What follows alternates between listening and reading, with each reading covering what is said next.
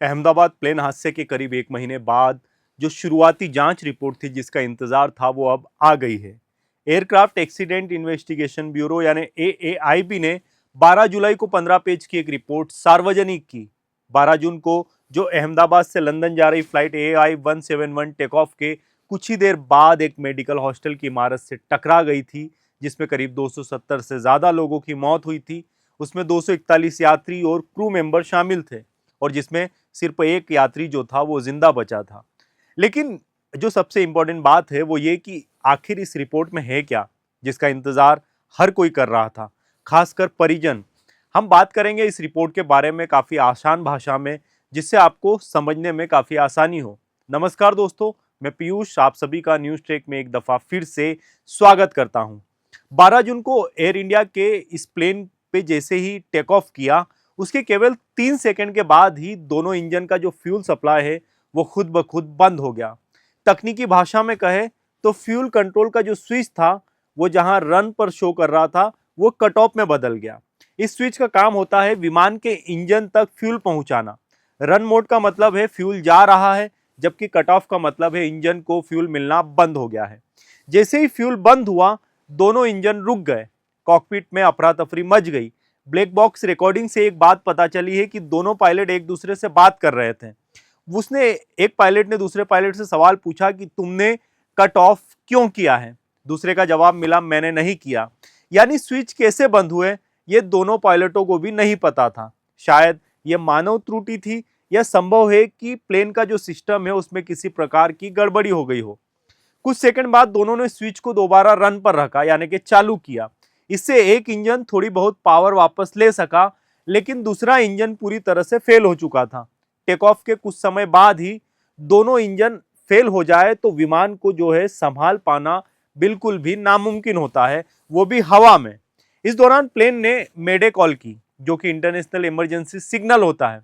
इसका मतलब होता है कि हम फंसे हैं, हमारे पास कोई ऑप्शन नहीं है, हमें मदद चाहिए। लेकिन तब तक बहुत देर हो चुकी थी। एक और टेक्निकल पॉइंट रिपोर्ट में सामने आया है। RAT यानी कि रेम एयर टरबाइन ऑटोमेटिकली बाहर आ गया था।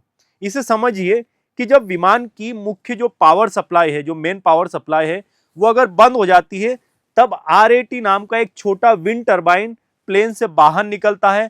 उसकी पंखों को जो है वो हवा मिलती है और वहां से वो पावर जनरेट करता है।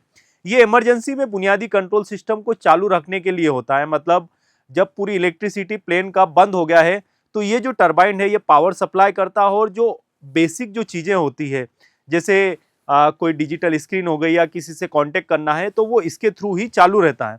मतलब साफ है कि RAT एक्टिव हो जाए तो इसका मतलब ये है कि विमान की जो दोनों इंजन पावर सप्लाई जो है वो पूरी तरह से फेल हो चुकी है। इसके कारण ही ये चालू होता है।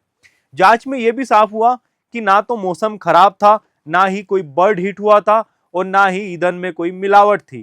फ्लैप्स और लैंडिंग भी ठीक से काम कर रहे थे, यानी विमान पूरी तरह स्वस्थ था। तो अब सवाल यह है कि फ्यूल कट ऑफ स्विच कैसे ट्रिगर हुए। यहां आता है FAA का 2018 का एक अलर्ट जो उसने बोइंग को दिया था।